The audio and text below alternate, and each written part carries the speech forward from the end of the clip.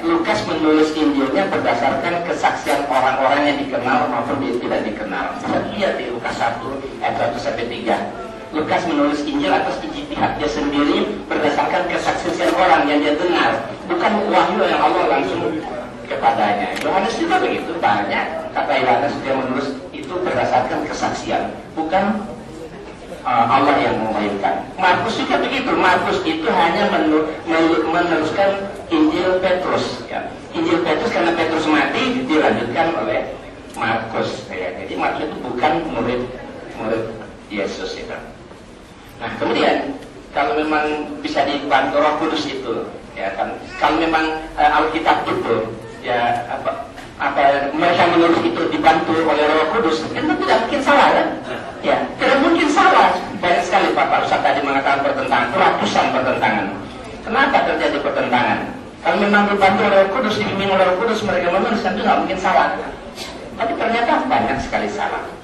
Bahkan Alkitab ini banyak penulis-penulis Alkitab ini tidak diketahui siapa penulisnya. Banyak penulis-penulis Alkitab tidak diketahui siapa penulisnya. Nah kalau memang Roh Kudus bisa dimintakan bantuan, kenapa sudah ribuan tahun Alkitab ini kok tidak diketahui? Sekian banyak Alkitab itu tidak diketahui siapa penulisnya. Sumbernya dari mana nggak ada yang tahu. Alkitab tertulis itu tidak diketahui siapa penulis itu. Beribu-ribu ayat. Kenapa saat itu ada Alkitab, belum ada, Nabi Muhammad belum lahir. Tapi kalau Al-Quran mengkritik Alkitab belakangan, ya itu perlu dipahami. Kemudian masalah tadi sunat, sama juga nggak ada ayatnya, ya ada dalilnya. Sumber untuk Islam itu bukan hanya Quran, ya kan? Ada hadis. Ada, jangan salah. Jadi semua harus ada di Quran, nggak begitu. Kalau tidak di Quran ada di hadis. Ada hadis masalah hitam. Ada, kalau bilang Anda harus masuk Islam sekali.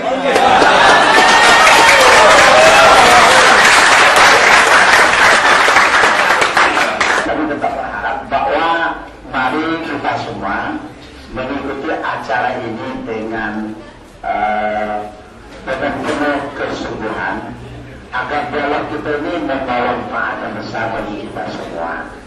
Oleh karena itu sekali lagi berharap baik di saat teman atau kalau menyampaikan pertanyaan kepada siapapun pertanyaan itu diarahkan, mohon diikuti dan didengarkan baik-baik agar kita tahu apa sebenarnya yang dipertanyakan. Kemudian kita ikuti apa jawaban yang disampaikan. Ini amat penting. Baik, oleh karena itu kita buka sesi berikutnya. Pertama kita berikan waktu untuk yang sebelah kanan dulu, silakan. Assalamualaikum warahmatullahi wabarakatuh dan selamat pagi semuanya. Saya cuma ingin mengkajikan aja soal keadaan Alkitab ya.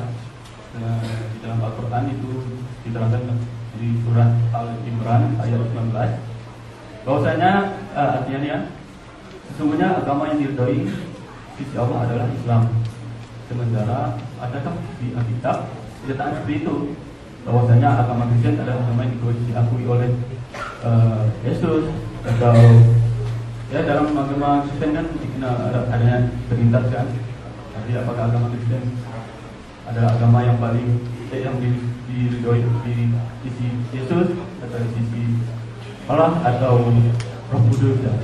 Baik, saya kira sesi sudah bisa ditangkap. Semuanya. Hal ini bagi saya memang menarik sekali. Cuman saya setuju dengan sebentar, namanya dari mana? Nama saya Samuel. Saya di Harapan Raya, tinggalnya Jalan Kandis. Hal ini menarik sekali bagi saya, di mana adalah ini memang suatu warna adalah memberikan suatu keindahan. Cuman ada satu mungkin saya bukan kepada Pak Rudi atau Pak Ginta. Yang kurang menarik adalah tema. Tapi mungkin saya tadi sudah mendengar bahwa ini ada permasalahan kecil mungkin di FBA dan mana saya nggak tahu. Cuman saya pernah mengikutinya aja. Nah, saya cuma mau mengatakan buat Pak Rudi dan Pak Ginta, saya mau tanya satu untuk kedua-duanya, cuma satu. Apakah agama itu ada di surga atau enggak gitu? Saya terlepas Kristen, mau ada nggak Kristen di surga? Atau ada nggak Islam di surga? Saya mau berpikir, bagaimana kita berpikir bahwa agama itu hanyalah sebagai sarana gimana kita untuk perpaduan kita di bumi. Tapi ini berbicara Theo, di mana Theo itu sesuatu yang nggak pernah kita tahu. Saya mungkin berani katakan diri saya sendiri, saya nggak pernah jumpa Tuhan saya, tapi saya punya iman bahwa Tuhan saya itu akan menyelamatkan saya gitu loh.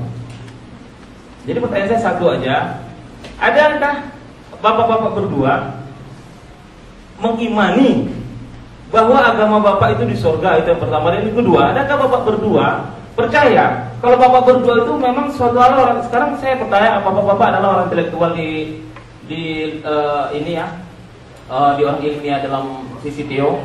Tapi adakah bapak-bapak percaya bahwa bapak pada saat ini memiliki hubungan yang baik terhadap Tuhan bapak masing-masing? Saya rasa itu saja, dua itu. Terima kasih, selamat siang.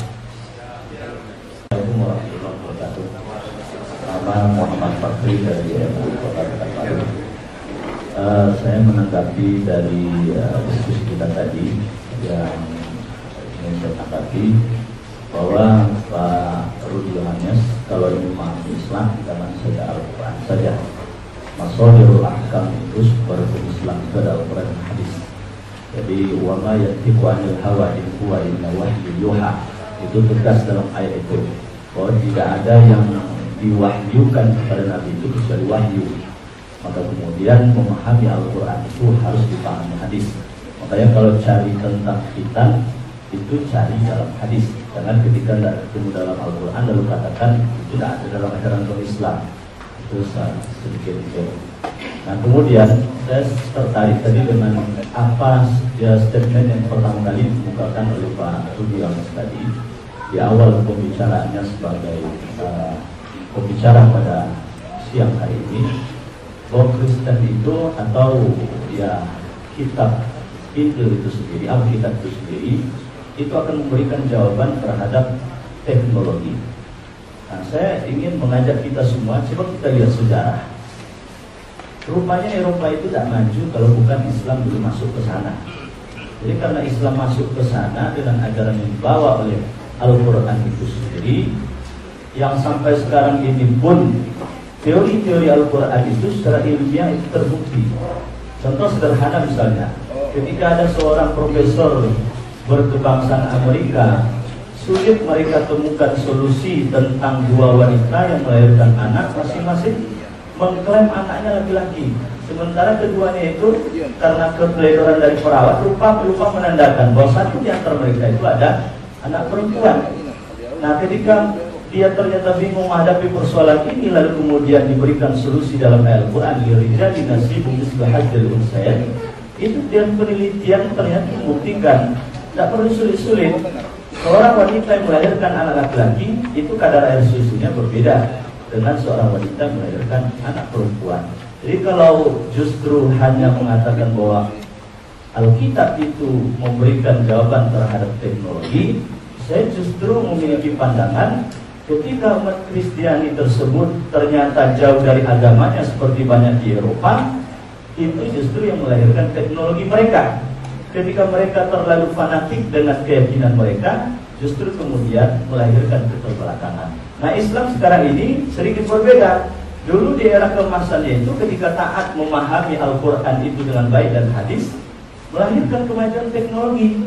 Tapi ketika sudah taat dengan mazhab-mazhab tertentu, fanatik terhadap mazhab tertentu, nah inilah melahirkan kejumudan berpikir lalu kemudian keterbelakangan. Ini sedikit komentar. Terima kasih. Assalamualaikum warahmatullahi wabarakatuh. Untuk mendewa waktu, kita persilakan kepada satu lagi Kristen. ya silakan Pak Pendeta ya. Salam sejahtera buat kita semuanya. Ya saya sangat, pertama tadi saya, ini kesan Pak, sebentar ya, sebentar kesan. Tadi saya sangat senang karena dialog ini dibuat untuk menjaga kerukunan gitu. Tapi memang kita harus melihat juga judulnya nggak kerukunan itu.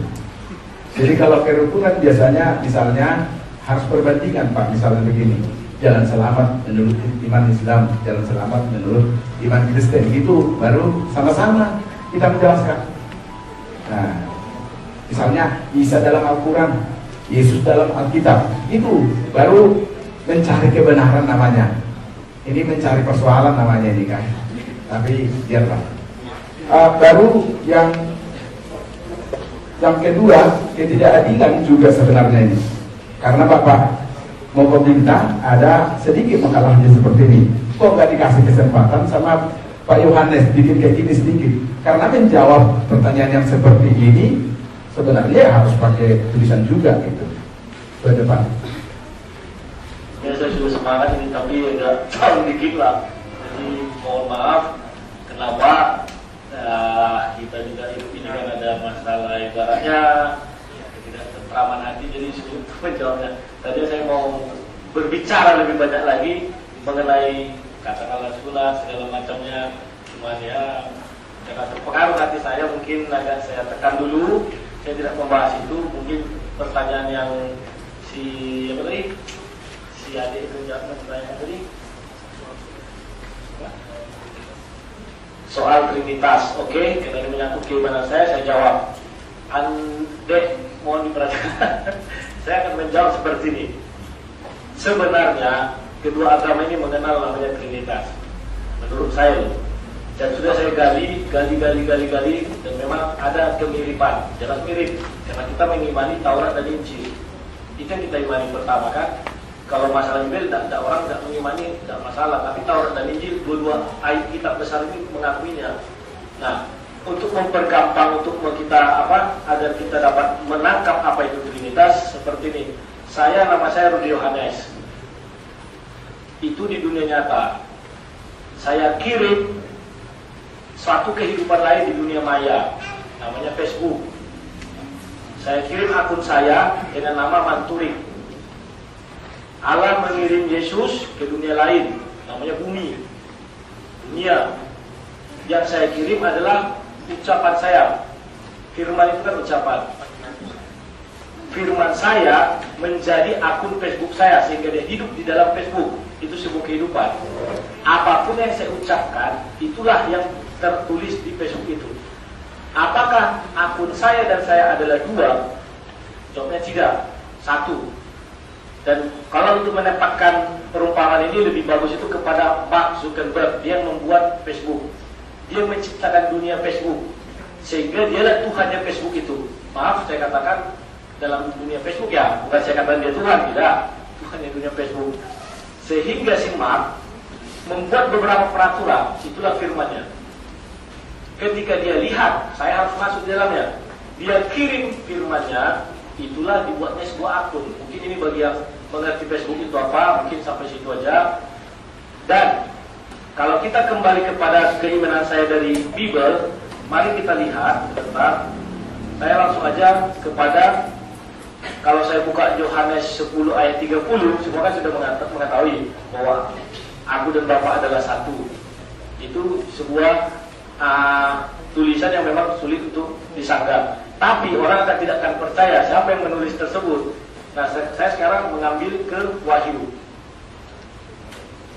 Dan apabila saya juga membawa Yohanes 1 ayat 1 sampai 3, juga akan muncul pertanyaan. Kalau Pak Moko kita bilang dia tidak ditulis merah atau hitam atau warna-warni, tapi saya tidak percaya namanya para pakar itu. Demikian juga kaum muslim tidak percaya sama Salman Rushdie.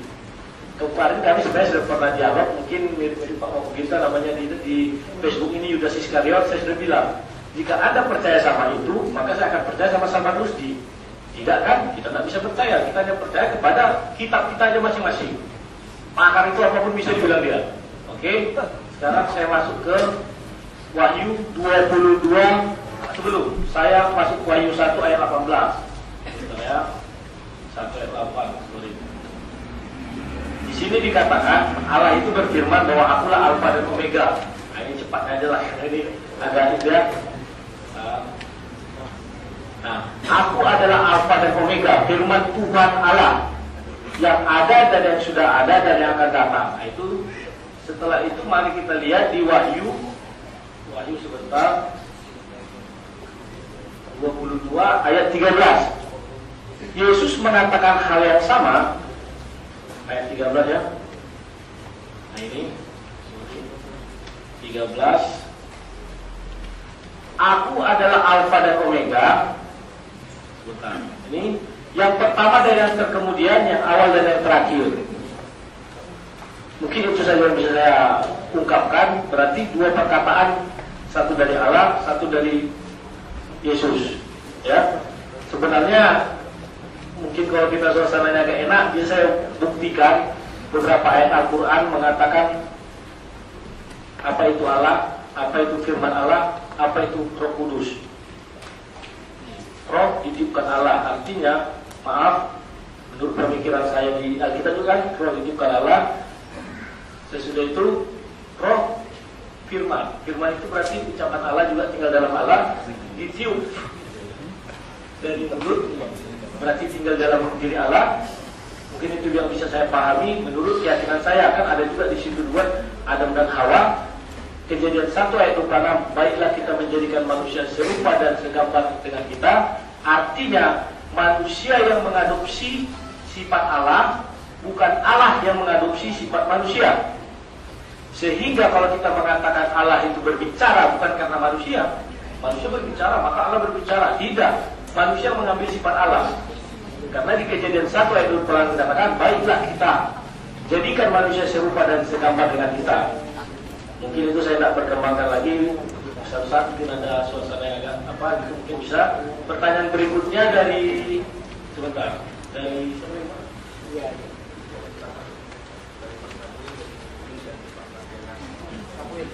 oke, yang pertanyaan. Oh, Pak Samuel, apakah Anda meyakini punya wakil di surga? Kan gitu. Agama. Saya ketika di Universitas Ahmad Dahlan, kami juga diskusi debat seperti ini sesama mahasiswa. Pertanyaan juga seperti itu. Apakah Anda yakin bahwa sudah ada wakil Anda di surga atau agama Anda? Kan begitu. Kalau saya mengatakan agama, Tuhan itu nggak punya agama, Pak. Karena dia untuk semua umat manusia, baik yang berdosa maupun yang percaya. Itulah kehadiran dia, Allah. Tapi kalau wakil, kami yakin kami punya wakil, dan itu sudah diimani bukan hanya oleh Alkitab bahwa Yesus sudah naik ke surga. Di dalam dua kitab yang kita imani bahwa Yesus itu sudah ditarik Allah, diangkat gitulah. Kalau di Kristen duduk di sebelah kanan Allah Bapa yang Maha Kuasa. Mungkin itu yang bisa diapakah ada kata pun dunia ini hancur, kita sudah punya wakil sebenarnya 3 di surga. Yang pertama itu si Elia, satu lagi si Henok, baru Yesus Isa. 3. Itulah wakil yang mungkin bisa kita. Tapi saya tidak mengatakan bahwa Henok itu dengan Elia agamanya Kristen, tidak. Karena mereka orang-orang terdahulu. Mungkin itu saja yang lain.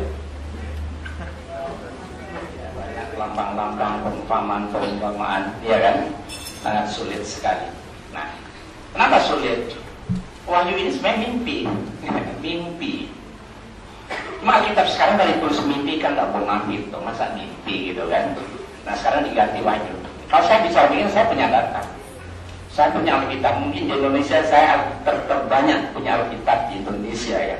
Dari yang ratusan tahun saya punya. Jadi Alkitab zaman dulu saya punya tulis mimpi Yohanes di Pulau Patmos. Karena mimpi sekarang dicetak-cetak baru, jangan mimpi kan, diganti wahyu, jadi kelihatan lebih keren gitu kan.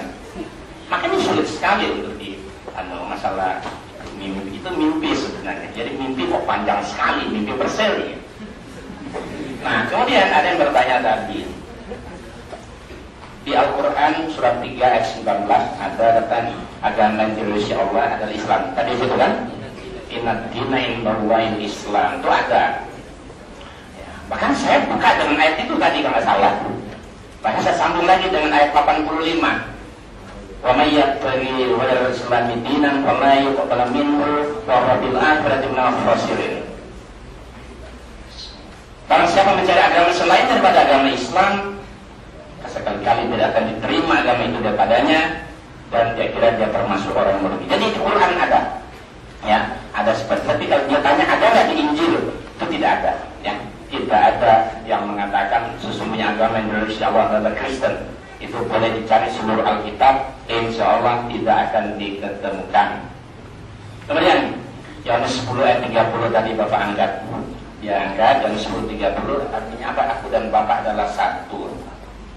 Ya kalau Bapak Yesus satu dalam apa? Satu dalam kesatuan, satu dalam apa? Kalau Yesus dan Allah adalah satu, Ketika Yesus mati disalib, dipaku, dia berteriak, Eli, Eli, lama sabachthani. Tuhan, Tuhan, mengapa engkau meninggalkan aku? Tentu menjadi pertanyaan. Dan Tuhan mana lagi yang dipanggil kalau dia sendiri itu Tuhan? Kalau Yesus itu Tuhan, Tuhan mana lagi yang dipanggil? Kalau dia menyatu antara Yesus dan Tuhan, apakah Tuhan ikut mati? Tidak mungkin. Kenapa Yesus berteriak dan berkata, Tuhan, Tuhan, mengapa engkau meninggalkan aku? Karena dia tidak mati untuk menebus dosa. Dia bukan mati dalam rangka untuk menebus dosa. Ada buku saya di depan situ. Benarkah Yesus mati untuk menebus dosa? Tidak. Yesus mati karena korban ketidakadilan hukum pada saat itu. Bisa dibaca di buku. Makanya dia teriak minta tolong. Kalau memang Yesus dipersiapkan oleh Tuhan mati di kayu salib untuk menebus dosa, logikanya dia rela, pasrah, ikhlas. Gak perlu berteriak minta tolong. Dengan dia tidak minta tolong, hanya menunjukkan dia tidak dipersiapkan oleh Allah untuk Tuhan mati untuk menebus dosa. Nah, kemudian tadi ada yang bertanya masalah wakil di surga. Dia merasa yakin dia punya wakil di surga, dan Yesus telah naik ke surga dan duduk di sebelah kanan Tuhan. Kalau berarti Yesus duduk di sebelah kanan, sebelah kiri siapa ya? Nggak mungkin Tuhan kan, kalau dua Tuhan kan? Nah, Yesus naik ke surga, dia menyediakan tempat. Apabila aku telah datang sana, aku akan menyediakan tempat. Dan setelah apabila aku kembali ke bumi, aku akan mengantar kamu ke tempat, ke rumah yang telah kusediakan kepadamu. Itu ayatnya di situ di Injil. Nah, terus apakah sudah ada jaminan masuk surga? Ya, masuk surga itu hak Allah. Kita tidak bisa memastikan saya pasti masuk surga. Itu tergantung. Ya, tergantung amal perbuatan kita. Banyak ayat Quran masuk surga, tapi syaratnya harus beriman dan beramal soleh kan. Baru bisa masuk surga. Begitu jadi Kristen, memang asal percaya kepada Yesus dijamin pasti masuk surga. Oh, nggak bisa. Banyak orang bisa berpendapat begitu. Asal percaya kepada Yesus, ya, sebagai Tuhan dan Juru Selamat dijamin pasti masuk surga. Itu satu kekeliruan. Orang masuk surga itu kata Yesus dalam Matius 7:21, bukan setiap orang yang berseru kepadaku Tuhan, Tuhan, Tuhan yang akan masuk ke dalam kerajaan surga kata Yesus, melainkan mereka yang melakukan menurut kehendak Bapa di surga. Ya kan? Ya. Dan kita apa itu makanya ada kejadian saya untuk menjawab Bapak di surga itu. Iya. Jadi yang masuk surga orang yang melakukan menurut kehendak Bapakku di surga, yang menurut kehendak Allah. Ya, bukan asal percaya. Kalau asal percaya semua orang Islam percaya kepada Nabi Isa. Ya kan? Kami percaya. Nggak sempurna orang Islam kalau percaya kepada Nabi Isa itu. Tapi yang masuk surga menurut Yesus itu orang yang melakukan menurut kehendak Bapakku yang di surga, yaitu Allah Subhanahu wa Ta'ala. Nah, sekarang menjadi pertanyaan, apakah umat Kristiani sudah melakukan menurut kehendak Bapakku di surga? Nah, itu. Makanya ada satu tema yang perlu dibahas, ya kan? Itu. Apakah dalam jalan keselamatan atau konsep keselamatan menurut Alkitab seperti apa? Itu perlu ada tema khusus. Apakah hanya percaya begitu masuk surga? Oh, enak banget. Kalau semua orang dijamin pasti masuk surga, ditebus oleh Yesus, nggak ada artinya kita berbuat baik, beramal soleh selama hidup di dunia. Kalau ternyata semua masuk surga. Ya, jadi masuk surga tergantung amal perbuatan selama dia hidup di dunia. Ya, kalau tidak mau percaya sama Yesus, tapi dia tidak pernah melakukan kehendak Bapaknya Yesus, itu percuma. Dia tidak akan mungkin semuanya. Contoh, Yesus sunat. Lukas 2:21. Kenapa Yesus sunat? Karena dia melakukan perintah Allah dalam kitab Kejadian 17 ayat 9-14. Bahkan diancam orang yang tidak berhitam, ancaman hukuman mati kan? Ya kan? Ya, Kejadian 17 ayat 14. Orang tidak berhitam, ancaman hukuman mati. Yesus hitam. Tapi kenapa orang itu tidak mewajibkan berhitam? Kenapa? Karena mereka mengikuti kehendak Paulus. Paulus mengatakan di dalam Galatia 5 ayat 2. Apa kata Paulus? Dengan sombongnya Paulus mengatakan, sesungguhnya aku Paulus berkata kepadamu, jikalau kamu menggelapkan dirimu, Kristus Yesus tidak berguna bagimu. Orang kalau Kristen bersunat, Yesus tidak berguna. Tidak bersunat, ancaman hukuman mati. Jadi maju tengah, mundur tengah. Ya kan? Tidak sunat, ancaman hukuman mati. Sunat, Yesus tidak berguna. Tapi anehnya yang mereka amalkan ajaran Paulus dalam 1 Korintus